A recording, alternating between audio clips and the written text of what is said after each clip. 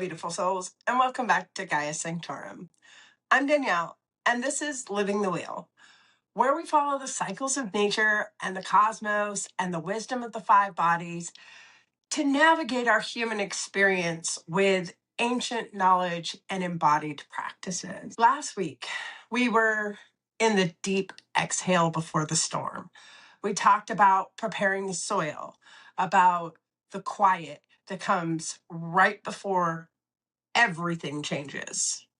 And some of you felt it, that restlessness, that sense of something enormous gathering just beyond the veil. Well, it's here. This week isn't just astrologically significant. This week is a once in 6,000 years cosmic event. And I'm not being hyperbolic, I am being literal. We are standing at the threshold of the Great Reset. And I need you to understand what that actually means before we talk about what to eat or what herbs to work with. Because if you don't grasp the magnitude of this moment, you will miss it. And this is not a moment you want to miss. So let's dive into the astrology first, and then we'll talk about how to live this, how to eat it, drink it, practice it, embody it across all five bodies. Here's what's happening this week. And I'm going to build this sequentially because the order does matter. So on February 17th, tomorrow, if you're seeing this when I post it, the new moon annular solar eclipse in Aquarius is at 28 degrees and 49 minutes. Here's where we need to slow down because this eclipse contains a paradox that holds the key to the entire week. This eclipse is at 28 degrees of Aquarius, nearly 29 degrees, which is considered the anoretic degree, the crisis degree, the degree of urgent completion. The 29th degree is where everything that sign represents comes to a head and reaches its final expression and demands closure. So, on the surface, this looks like an ending. Aquarius wrapping up, the revolution complete. But here's the paradox. This is also the first eclipse of a brand new Aquarius Leo eclipse cycle, one that lasts approximately 9 years. And we are simultaneously standing in the threshold of the age of Aquarius, which is a 2,000 plus year cycle that is just beginning. So how can it be both an ending and a beginning? Because what is ending isn't Aquarius itself. What is ending is Aquarius 1.0. Let me explain what I mean. The Aquarius energy that we've been living with, especially over the last several decades, has had a specific flavor.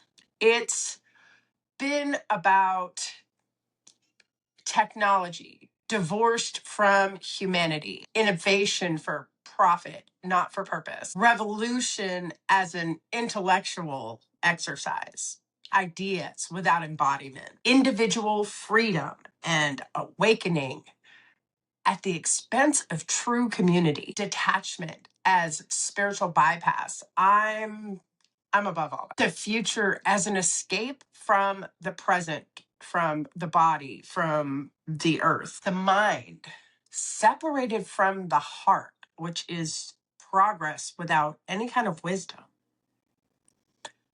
That Aquarius, disembodied, detached, cerebral, tech-obsessed, community-starved Aquarius is hitting its crisis point. It's at 29 degrees. It's done. The eclipse is saying this version of revolution doesn't work anymore. This version of the future is collapsing. The old paradigm of Aquarian energy, where we could think our way to liberation while ignoring our bodies, our hearts, our planet, our interconnection, it's complete. It's finished. It's over. But the new Aquarius, Aquarius 2.0, is being born through this 9-year eclipse cycle. And what does that new Aquarius look like? It looks like embodied collective consciousness, revolution that includes all bodies, not just certain minds, technology in service to life, to the web of connection, not just for profit or control. True community, not just networks of individuals, but belonging and freedom held together. Innovation that asks, does this serve the whole? Not, does this disrupt? The future built from the earth, from the body, from indigenous wisdom, not escaping them or independent of that. Heart and mind married, not heart or mind, but the wedding of both. This is Aquarius growing up. This is Aquarius remembering it's the water bearer, not just an air sign that's lost touch with flow and feeling. The age of Aquarius isn't about everyone becoming enlightened individuals and floating in the ethers. It's about true collective awakening, where we remember that we are cells in one body, where innovation serves the whole, where revolution doesn't leave anyone behind. So this eclipse at 29 degrees is the death of the old story so that the new one can be born. And here's why the timing is so perfect. 3 days later, Saturn conjuncts Neptune at 0 degrees Aries and is going to give this new Aquarian vision form. It's going to take the dream of Aquarius 2.0 and say, let's build this. Let's make it real. Let's initiate it into the world. This eclipse wipes the slate clean, and Saturn and Neptune at the Aries point says, now, let's begin. So what does this mean for you personally? I want you to ask yourself, what version of the future am I clinging to that needs to die? What Aquarius 1.0 patterns are you still running? Maybe it's trying to think your way out of everything instead of feeling it, believing you can rise above instead of being here in your body on the earth like you came here to be, chasing innovation and disruption for its own sake instead of asking, what does life actually need? Staying detached and calling it spiritual instead of risking real intimacy and real community. Waiting for someone else to fix the systems instead of building new ones right where you are. The eclipse is asking you to let that shit go. And then it's asking, what does Aquarius 2.0 look like in your life? What would revolution look like if it included your body and your heart and your community and not just your ideas? What would the future look like if you built it from the earth instead of trying to escape somewhere up in the sky? What would freedom look like if it didn't mean isolation, but true sovereign belonging? This eclipse is the death of one vision so that a truer one can be born. And you're here for it. You are part of the 9-year cycle that's beginning. You are a part of the age of Aquarius that's trying to land in embodied and heartful and collective form. So let the old Aquarius die. The crisis at 29 degrees is mercy. It's freeing you from a paradigm that was never going to get you where your soul wants to go. The new Aquarius is being born. And 3 days later, Saturn conjunct Neptune at 0 degrees of Aries is going to catch that baby and say, welcome to the world. Let's give you some bones and some breath and a beating heart. Now, the very next day, Venus is going to conjunct the North Node in Pisces. That is less than 24 hours after the eclipse. The planet of love and values and beauty and what we magnetize and what matters to our heart is going to meet the North Node in Pisces.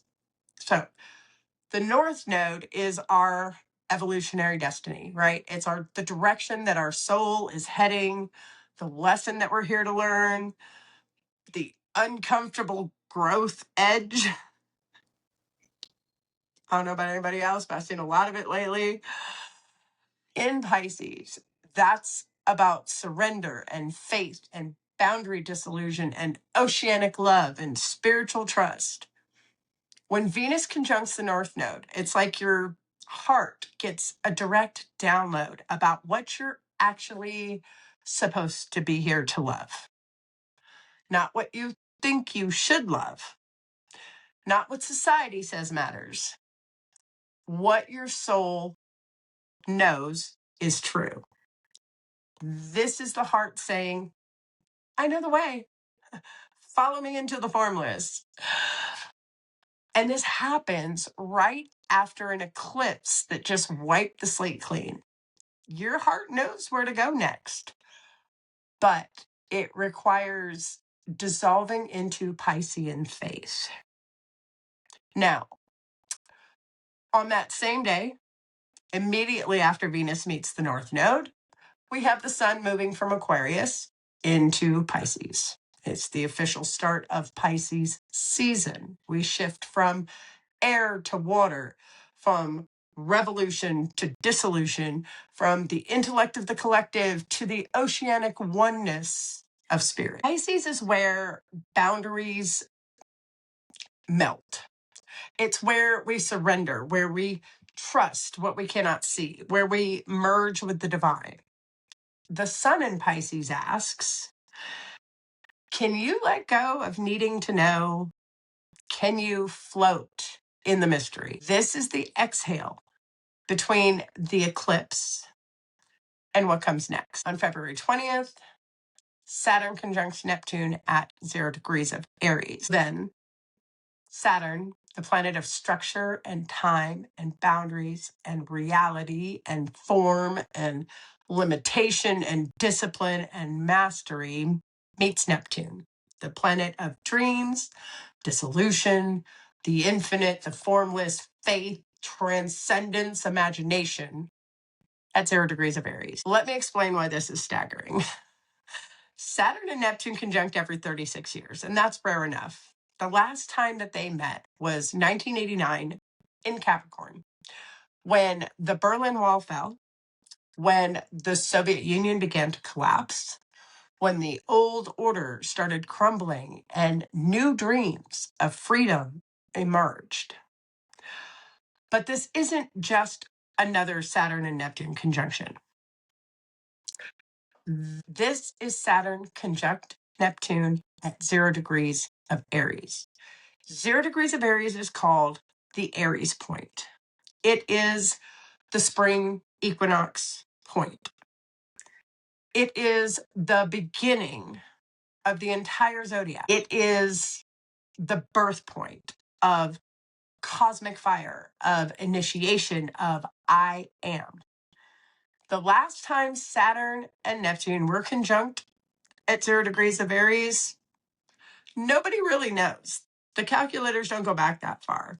Approximately 5,000 to 6,000 years ago, the dawn of written language, the beginning of recorded history, the birth of civilization as we understand it. This is the Great Reset. But what does it mean? So Saturn conjunct Neptune is always about dreams becoming structure or structure dissolving into dreams. It's the marriage of the ideal and the real, where faith meets form. At 0 degrees of Aries, it's the birth of that marriage. Everything that has been dissolving, all the structures that have been crumbling, all the old paradigms that no longer work, all the dreams that have felt impossible, they're dying so that something entirely new can be born. This is not renovation. This is not reform. This is reset. Now, this transit does have quite a number of gifts.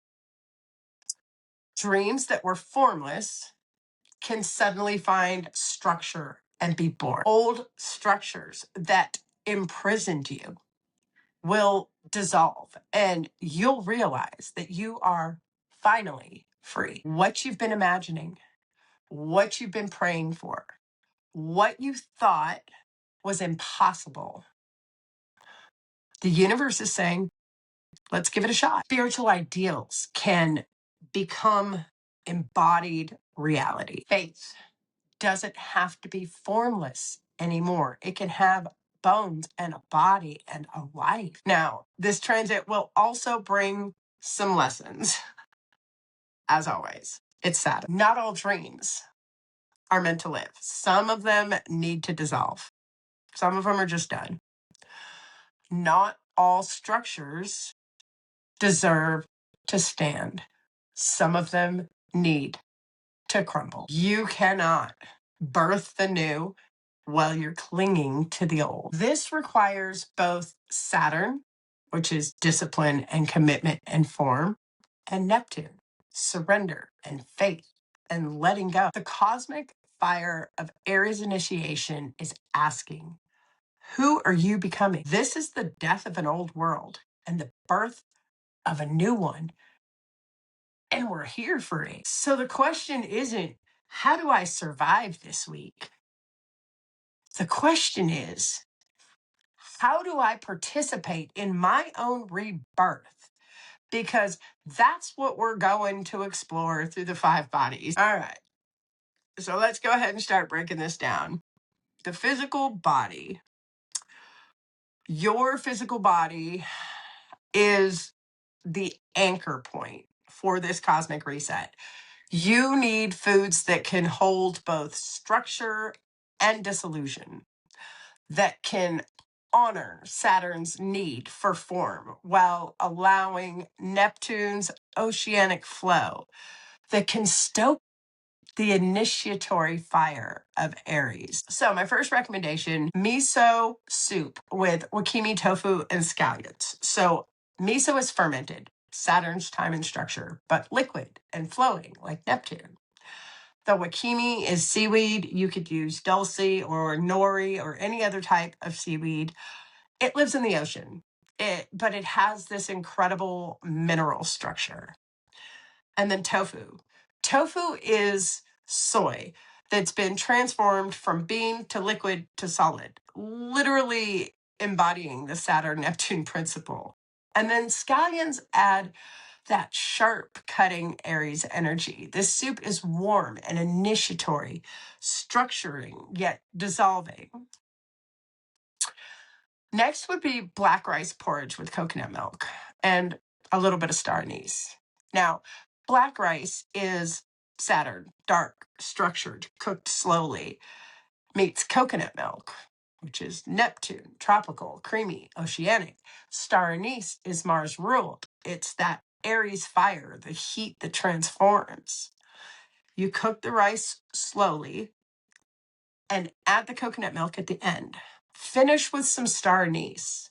This is a breakfast that says, I'm being born into something new. Next would be sardines on sourdough with capers and lemon. Sardines are oceanic, but rich in omega-3s that literally structure your brain and nervous system. Sourdough is fermentation, time, patience, structure built over days. Now, capers are Mars ruled, sharp, salty, initiatory, and the lemon cuts through, it awakens, it ignites. This is a meal that feeds rebirth at a cellular level. And then fresh oysters with mignonette. Now, oysters are pure Neptune, ocean, aphrodisiac, soft-bodied, dissolved boundaries, but they're incredibly mineral rich. They build bones and structure. And mignonette, it's a French sauce. It's literally just shallots and black pepper and red wine vinegar. And it is literal Aries fire. This is eating the primordial ocean while you're building your bones. It's great. And it's really delicious. Now, as far as herbs, Solomon's seal. Solomon's seal literally rebuilds the connective tissues, tendons, ligaments, the physical structures that hold your body together. Can't get more Saturn than that. But it does it slowly over time with cooling moisture, which is Neptune. It's used when the body needs to adapt to new movement patterns, new physical form. This is the herb for my physical body is being restructured from the ground up. Now, the root can be taken as a tincture or as a decoction 2 to 3 times daily. Next would be Schisandra berry. Schisandra berry is called the berry of 5 flavors. It works across all 5 elements. It's adaptogenic, right? Builds resilience over time, but it's also deeply Neptunian. It's used in Taoist alchemy for spiritual transcendence and Shen cultivation. It rebuilds the kidneys while opening spiritual vision. For this Aries point reset, it's building the physical stamina needed for initiation. Now, you can take it as a tincture of the berries, or you can add powdered berries into smoothies. Next would be calamus root. Now, calamus root is Mars ruled. It's sharp and heating and stimulating. It cuts through brain fog. It initiates clarity. But it's also deeply Neptunian. It's used for shamanic journeying and dream work and dissolving mental boundaries. This is the perfect herb for structured disillusion. It sharpens while opening the visionary capacity. It can be taken as a tincture, but remember that calamus is a low dose herb because it is incredibly stimulating. So you can also chew a small piece of the dried root for meditation. Do not use during pregnancy or for long-term use. Again, it is a low dose herb. Now, as far as practices, on the 20th, a dawn fire ceremony. At sunrise, on the morning of the exact Saturn-Neptune conjunction, light a small fire. Even a candle works. Write down one structure that needs to dissolve and one dream that needs to be born. Burn both of them. The fire is Aries, initiation, transformation. The smoke carries the old to Neptune for disillusion and calls the new into Saturn. Speak out loud. I release what was. I call in what is becoming. I am the fire of my own rebirth. You could do a rebirth ritual. So if you fill your bathtub with the hottest water you can stand and add 2 to 4 cups of sea salt, right? Ocean, Neptune, salt, structure, preservation. Submerge completely, head underwater if possible, even if it's just for a couple of breaths, and feel yourself dissolving. And then stand up, dripping, born from the primordial ocean. Step out and immediately Do something. One push-up, one jumping jack, one guttural scream, something active. You are Aphrodite stepping from the waves, Mars born. Now, you could do a physical boundary rewrite. Your body is the structure. Notice where your physical boundaries have been too porous or too rigid. This week, practice one new physical boundary. Maybe it's saying no to a hug when you don't want one. Maybe it's asking somebody for the touch that you've been too afraid to request. Maybe it's moving your body in a way that feels wild and free instead of controlled. Let your physical form teach you about the marriage of structure and disillusion. You'll thank me. Now, the mental body. Your mind is going to be reset this week. The old thought structures are dissolving. New patterns are trying to be born. So, some foods that can really help with that would be walnuts roasted with raw honey and sea salt. Walnuts are shaped like the brain. It's the doctrine of signatures. They're literal brain food, rich in omega-3s that build neural structures. Raw honey is liquid gold, the sweetness of divine wisdom. And sea salt is the crystalline structure pulled from the ocean. It's the marriage of Saturn and Neptune. Eat this as a snack when your thoughts feel scattered, when you're feeding your brain's rebirth. Next would be green tea with fresh mint and lemon balm. Why? Green tea has L-theanine, which creates a focused calm, mental clarity with peaceful flow. Fresh mint is sharp. It's awakening. It's Mars ruled. Lemon balm is nervine and soothing anxiety while sharpening the memory. This tea says, my mind can be clear and peaceful, structured and flowing. And then one of my favorite snacks, smoked kippers on rye crackers. Kippers are herring that have been smoked, which means ocean fish transformed by fire. And the smoking is literally Saturn. Preservation through time, traditional methods, meeting Neptune, meeting Aries. They're rich in omega-3s. They rebuild the myelin sheath and help create structure in the brain. The rye crackers are grounding and earthy and structured. Put a little bit of butter on it. It's a fat that carries omega-3s into your cells. This is eating the Great Reset. Ocean transformed by fire into preserved nourishment that rebuilds the brain. The smoking process is key here. It's not just raw ocean or just cooked fish. It's smoke, which is fire becoming air, solid becoming ephemeral, preservation through controlled burning. That's the whole Saturn, Neptune, Aries story in one bite. Then some herbs. I know we've talked about this one before. Go to cola. It's called the brain herb in Ayurveda. Gotu kola literally builds new neural pathways. It is used for meditation and for spiritual awakening. At this 0 degrees Aries point, it's the herb for rebirthing your mind. New thoughts, new patterns, new neural structures being born. It can be taken as an infusion or as a tincture. And next will be blue vervain. Blue vervain is for the rigid mind, the person whose thoughts are so structured that they can't flow, they can't adapt, they can't dissolve. It releases mental tension that's held in the neck, in the jaw.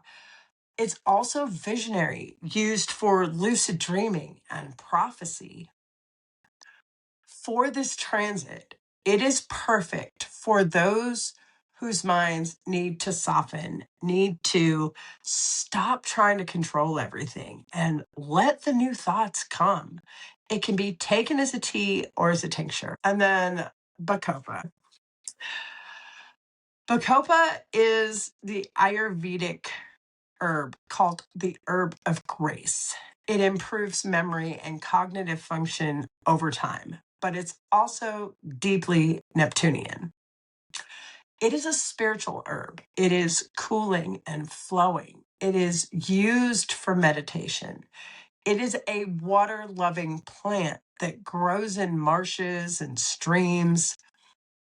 This is the herb for a mind that's being rebuilt from the ground up. It can be taken as a tincture, or traditionally, the powder is mixed into warm milk. Now, as far as practices go, this is called the impossible thought exercise. Every day this week, think one thought that you previously believed was impossible. Not, I hope this might happen.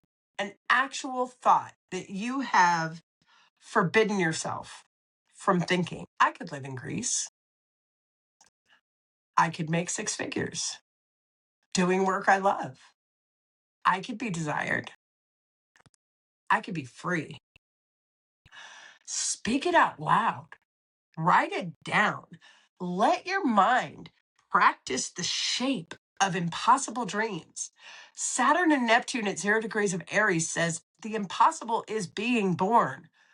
Your mind needs to make space for it. And then I want you to do a mental boundary inventory. Your thoughts have borders. Some of them are too rigid. You can't imagine anything outside of them. And some of them are too porous. You absorb everyone else's opinions as your own. This week, notice what thought patterns keep you trapped. What mental boundaries do you keep running up against that need to be dissolved? What new structures of thinking need to be built? Journal this, but make it active. At the end, write down one new thought structure you're going to commit to. And then I want you to practice some silence. 1 hour. This week, complete mental silence. No phone, no music, no podcasts, no conversations. Just you and the vast oceanic silence. If thoughts arise, imagine them as waves. They come, they dissolve, they return to the ocean. You're not trying to control your mind. You're letting it float, to dissolve, to be born again. After the hour, speak 1 sentence. What wants to be born from that silence? Now let's talk about your emotional body. Your emotional body is where the death and rebirth is going to be felt most intensely because old emotional patterns are dying. New capacity for feeling is being born. So some foods that will help you with this, persimmons with some black sesame and honey. Persimmons require patience. They are astringent until they are perfectly ripe.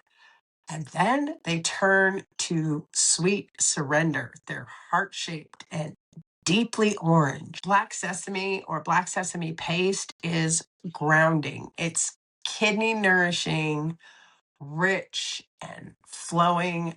Honey is like liquid gold, emotional sweetness.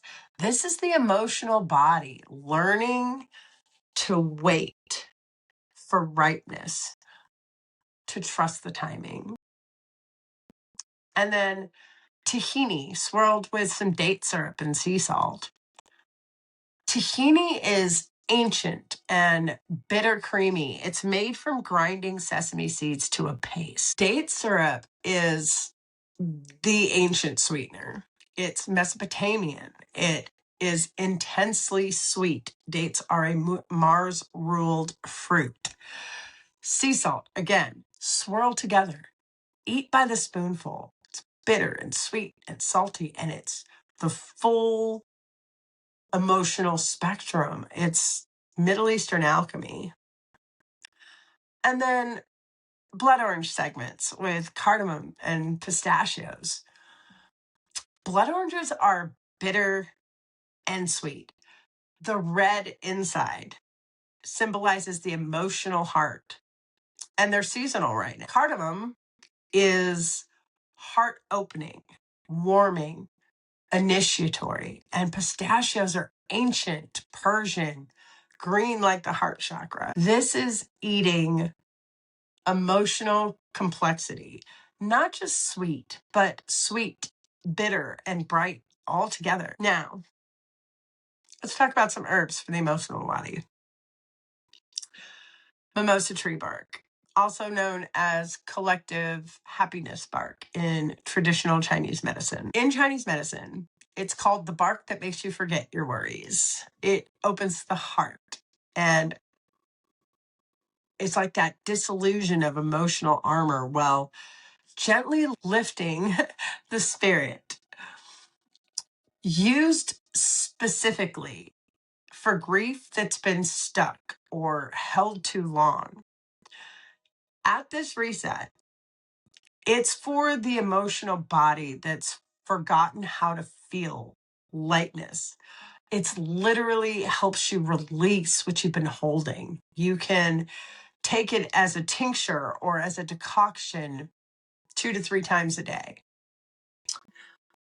And then kava kava. Kava is deep emotional release. It dissolves anxiety that's held in the body, but it does require both respect and proper preparation. Kava is ceremonial, it is Polynesian, it is used for peacemaking and heart opening. At 0 degrees of Aries, it's initiation through surrender. The emotional body learning to let go into safety, into trust. It's not numbing, but it's deep releasing. Now, the traditional preparation is to macerate the root in water and then strain it and drink it. You can also find it in a tincture. Now, there's some safety notes with kava, not with alcohol, not with liver issues, and not for long-term daily use. And next would be pedicularis or lousewort. This herb releases skeletal muscle tension, the deep holding patterns in the jaw and the neck and the hips where we store unprocessed emotion. But it also creates this floaty, dissolving sensation. It's Mars ruled, but cooling for the emotional body that's been armored or clenched or holding tight. This is the release, physical relaxation that unlocks emotional flow. Now, it is taken as a tincture. It is, again, this is another low dose herb. It's incredibly potent. So please do your research. Now, as far as practices, I want you every day this week to set a timer for 5 minutes and sit and ask your body, what are you feeling right now?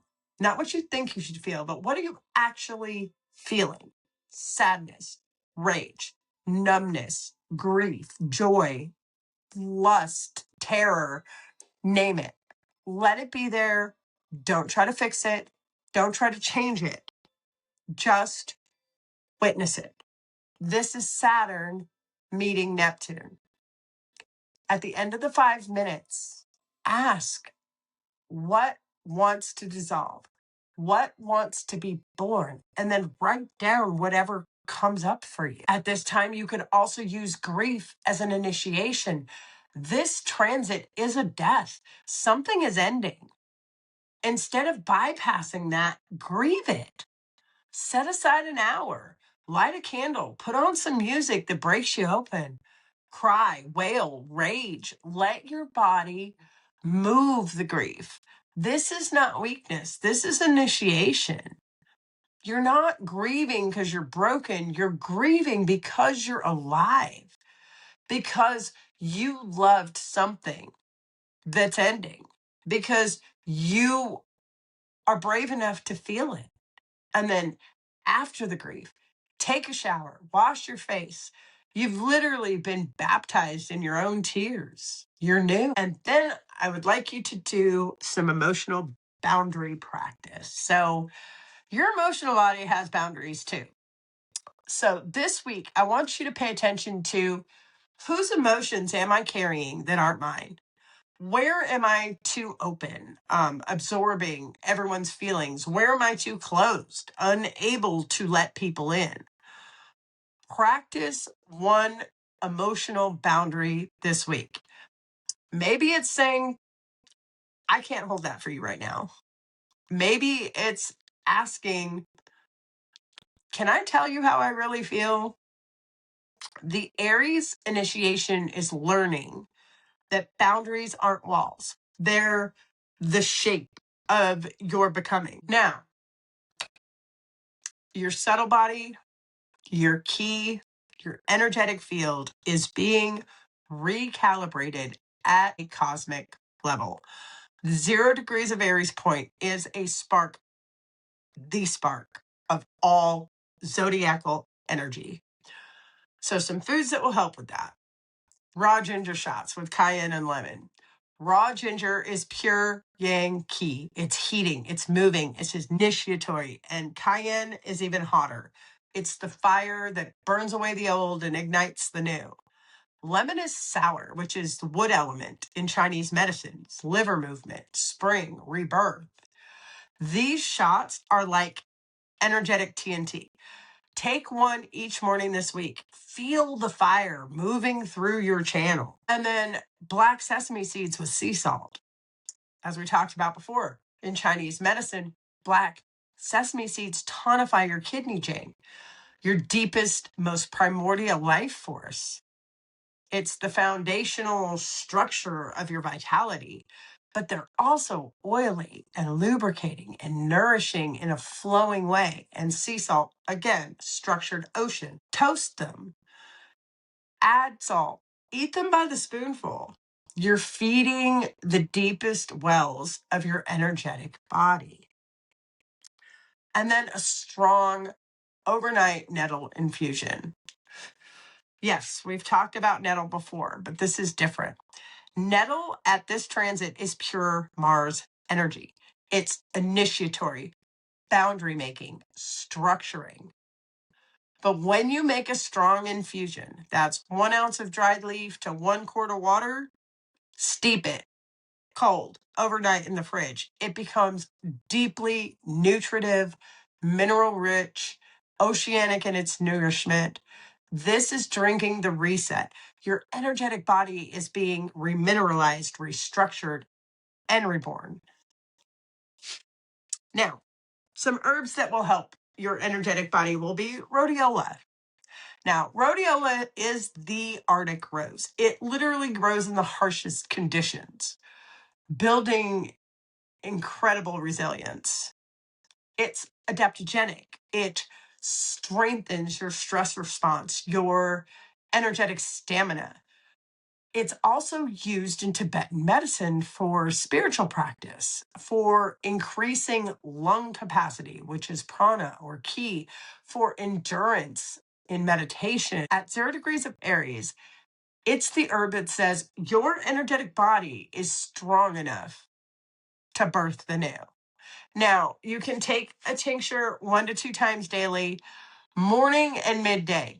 I highly suggest not taking it at night. It's incredibly stimulating. And then cordyceps mushrooms. So cordyceps is bizarre. It's a fungus that grows on caterpillars and ants, consuming the larva and sprouting from its head.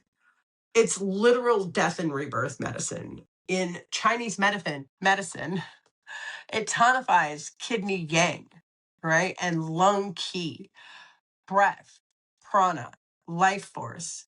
It builds stamina, vitality, and sexual energy. This is the mushroom of reset. The old form dies and the new form is born. Now, you can include powdered cordyceps in your coffee or tea or take it as a dual extraction tincture. And then Palo Santo. Palo Santo literally means holy wood. It is used for energetic clearing, protection, and spiritual opening. When you burn it, the smoke is both grounding and elevating. For this transit, burn Palo Santo daily. Let the smoke clear your energetic field of old attachments.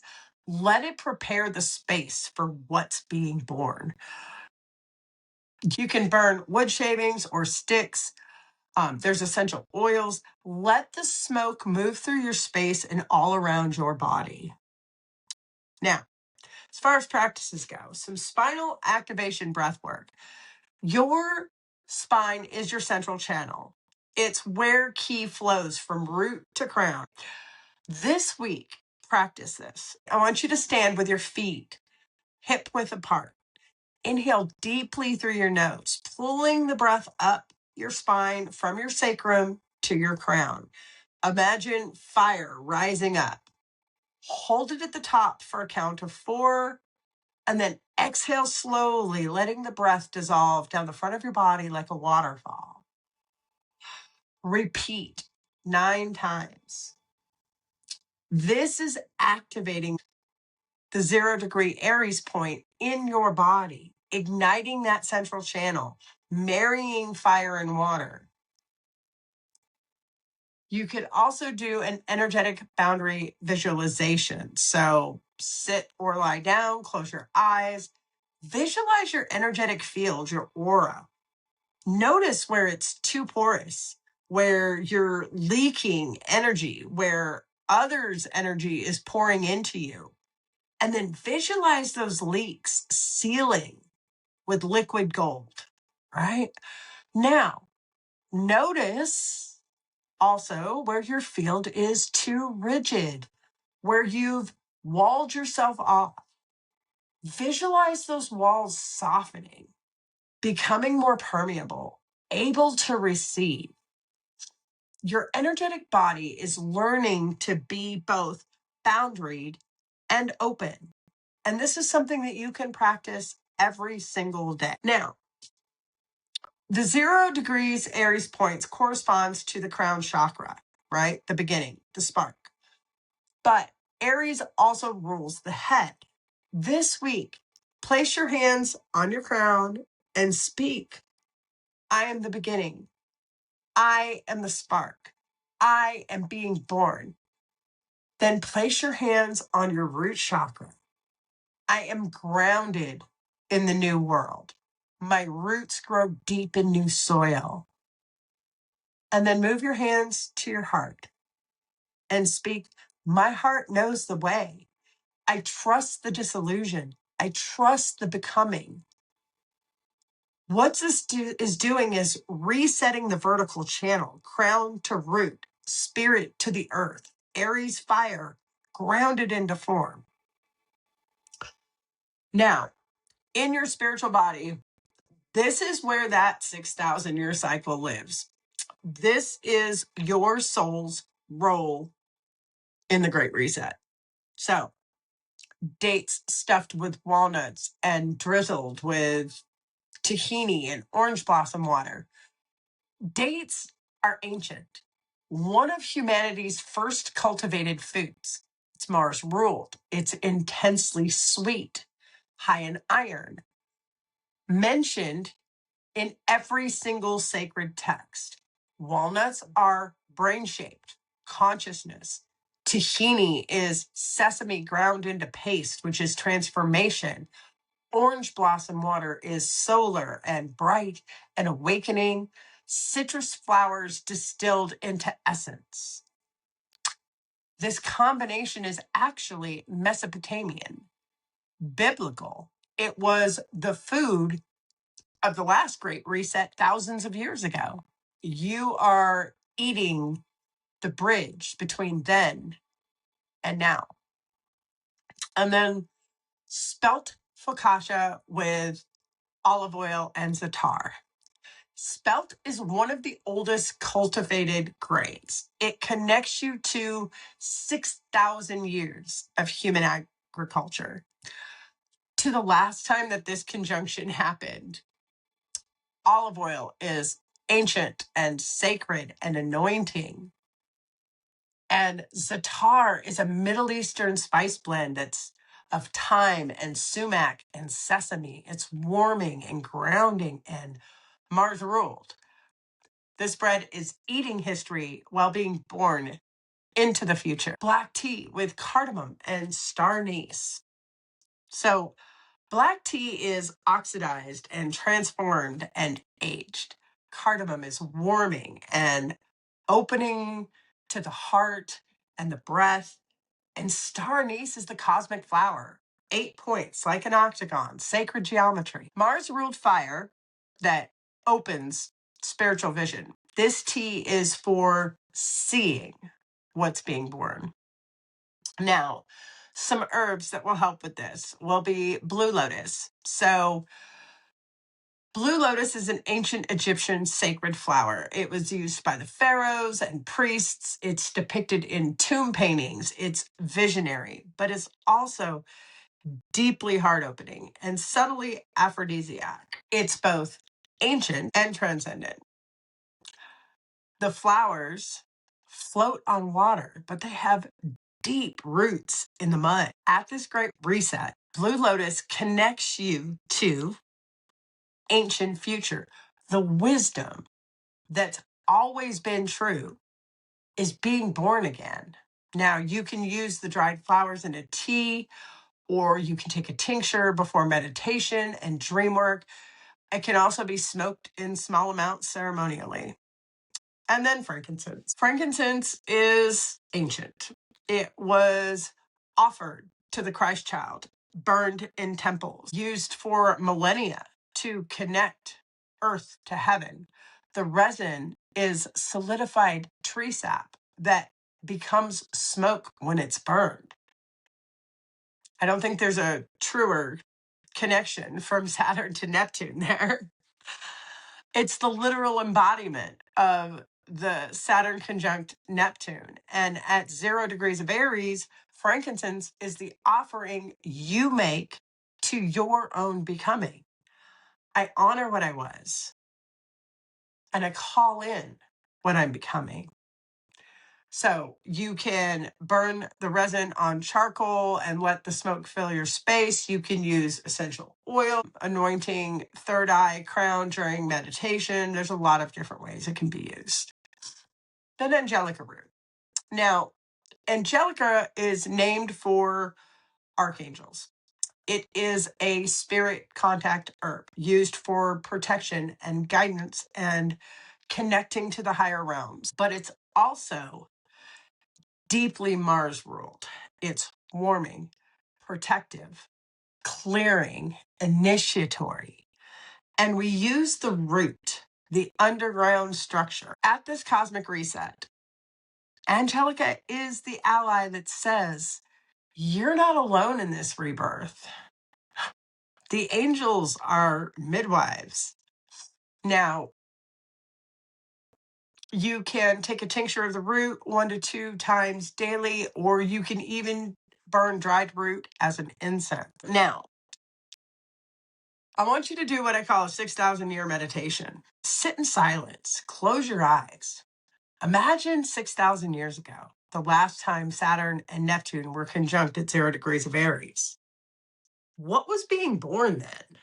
Civilization, written language, recorded history, the beginning of the world as we know it. Now imagine what is being born now, not just for you, but for humanity, for the earth. What new cycle is beginning? Let yourself see it. Don't censor yourself. Don't make it logical. Just see it. Write down what it is that you're seeing, your vision. This is prophecy. This is your soul's knowing. Now, you could also create a death lodge ceremony, right? Create a secret space, even if it's just a corner of your room. Bring representations of what's dying, photos, objects, written words. Light a black candle, symbolizing disillusion and the void, and speak to each thing that's ending. Thank you. I release you. You're complete. Let yourself Feel the death. Cry if you need to, rage if you need to. And after you've honored the death, extinguish the black candle. Then I want you to light a white candle for the spark, for the birth, and speak. I am the beginning. I am the spark. I am being born. Place your hands on your heart. Feel your pulse.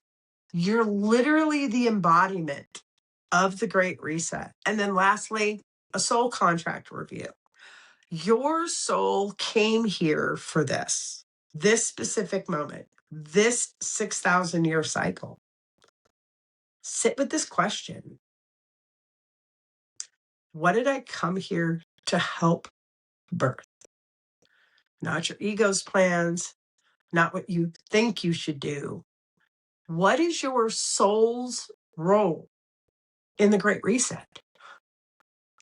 Maybe it's raising conscious children. Maybe it's creating art that helps people feel. Maybe it's healing the land. Maybe it's being a witness. Don't diminish it. Don't inflate it. Just listen to it. Your soul knows. Write down whatever you hear. These are your marching orders for the new cycle. So here's what this week is asking of you. This isn't just another astrological transit. This is the death of an old world and the birth of a new one. It's happening in your body, in your psyche, in your life. This Aquarius solar eclipse on February 17th is wiping the slate clean. Let it. Don't cling to the old revolution. Something bigger and better is coming. Venus conjunct the North Node in Pisces on February 18th is your heart saying, I know the way. Trust it, even if it makes no logical sense, especially if it makes no logical sense.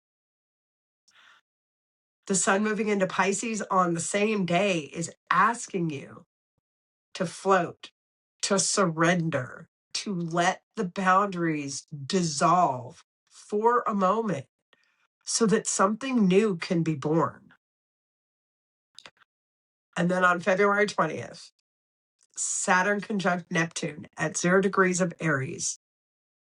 The Great Reset is asking you to be the birth, not to watch it happen, not to think about it, but to embody it.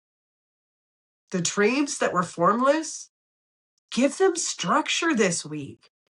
Start the business, book the flight, have the conversations, make the first sketch, begin.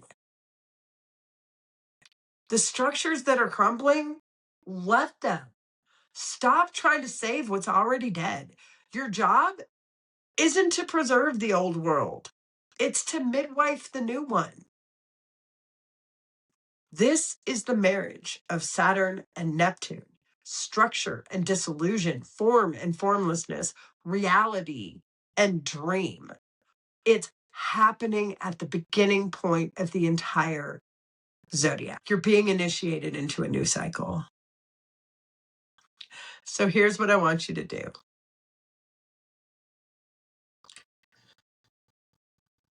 Commit to one thing this week that embodies the Great Reset. One dream that you have been afraid to structure.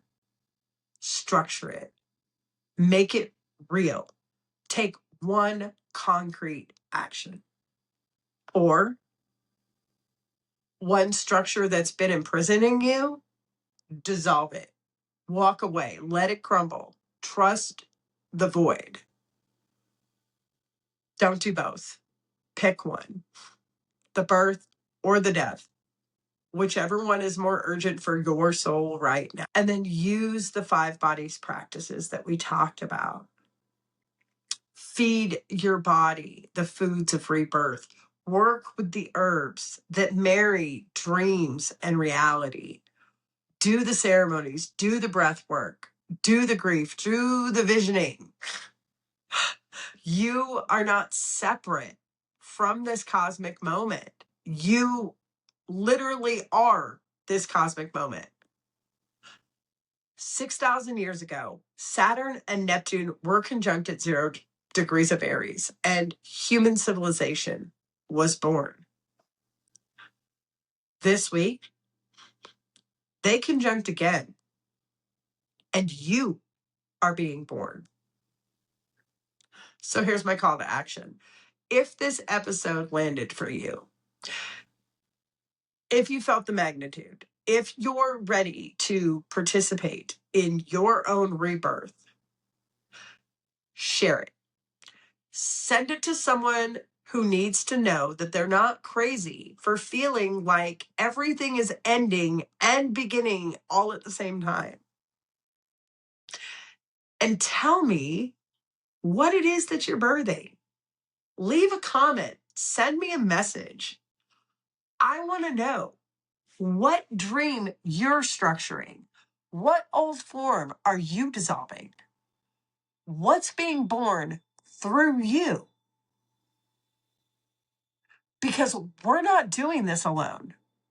We're doing it together. The Great Reset isn't just personal, it's collective. We're the generation that gets to witness and participate in the birth of a new world. So let's do this consciously. Let's do this courageously. Let's do this alive. This is Living the Wheel, where we follow the cycles of nature and the cosmos and the wisdom of the five bodies to navigate our human experience with ancient knowledge and embodied practices. Thank you so much for being here with me. I'm Danielle, and I'll see you in the next one.